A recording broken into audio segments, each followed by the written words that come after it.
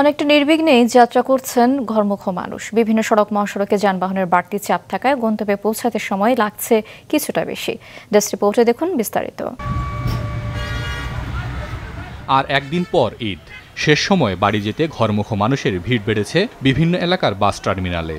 অনেকে বাসের সিট না পেয়ে জীবনের ঝুঁকি নিয়ে পিকআপ, ট্রাক ও বাসের ছাদে চড়ে যাচ্ছেন বাড়িতে। গুনতে হচ্ছে বাড়তি টাকাও। ময়মনসিংহের ভাড়া অতিরিক্ত বাড়ায় দিচ্ছে, 200 টাকা বাড়ায় দিচ্ছে। আগে ছিল 150 টাকা, এখন 300 টাকা ভাড়া হলে 500 টাকা, 400 টাকা। গাজীপুরে ঢাকা টাঙ্গাইল মহাসড়কের চন্দ্রা ও ঢাকা ময়মনসিংহ মহাসড়কের চান্দনা চৌরাস্তায় যানবাহনের বাড়তি চাপ রয়েছে। ধীরগতিতে চলছে গাড়ি।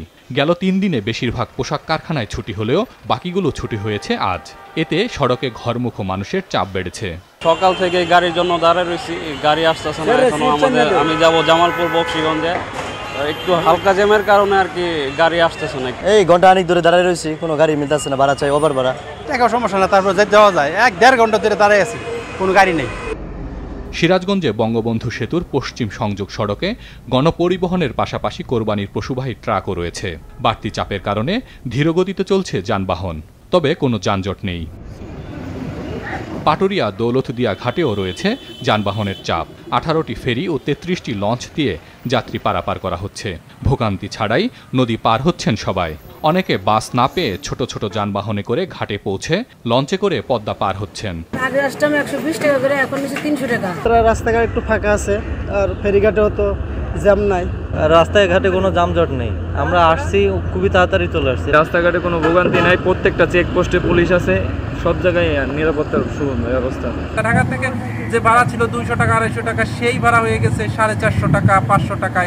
একমাত্র ওয়ালটন এসি দিচ্ছে 1 বছরের রিপ্লেসমেন্ট গ্যারান্টি।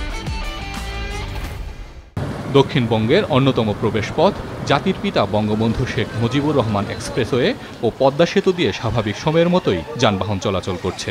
দূরপাল্লার গণপরিবহনের পাশাপাশি এই মহাসড়ক দিয়ে ব্যক্তিগত গাড়ি ও মোটরসাইকেলে করে অনেকে যাচ্ছেন গন্তব্যে।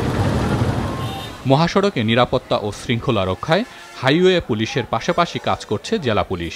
বাড়তি ভাড়া আদায় করায় 4টি বাস কাউন্টার কর্তৃপক্ষকে জরিমানা করেছে ভ্রাম্যমাণ আদালত। বিভিন্ন ক্ষেত্রে যাত্রীদের থেকে আমরা আসলে ভাড়া অতিরিক্ত নেওয়ার খবর পেয়েছি, কিন্তু যেটা দেখা যাচ্ছে যে আসলে সেই ভাড়া অতিরিক্ত নেওয়ার ঘটনা খুবই কম।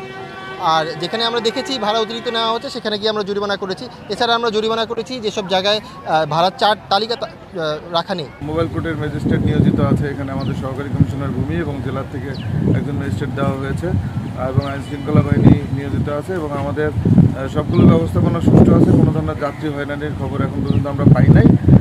এদিকে ঢাকা চট্টগ্রাম ও ঢাকা সিলেট মহাসড়কে নেই কোনো যানজট, তবে ট্রাফিক অব্যবস্থাপনার কারণে কোনো মোড়ে জটলা দেখা যায়।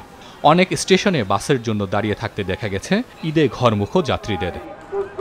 হাসান মেহেদি, মাছরাঙা নিউজ ডেস্ক।